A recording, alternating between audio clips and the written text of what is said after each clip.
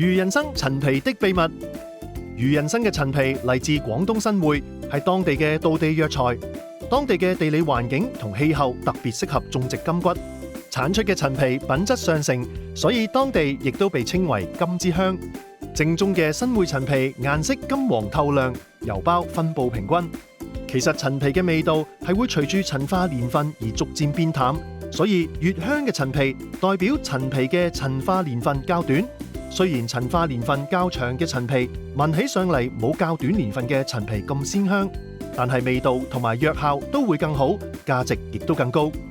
揀陳皮嘅時候，我哋可以先睇顏色。假如顏色過分深色，咁代表陳皮可能經過茶葉浸泡上色，而唔係經過天然陳化而成。另外，亦都要注意，陳皮聞起上嚟唔應該帶有酸味、霉味或者唔自然嘅香精味。魚人參嘅藥材每批都經過仔細檢驗，確保藥材嘅品質安全。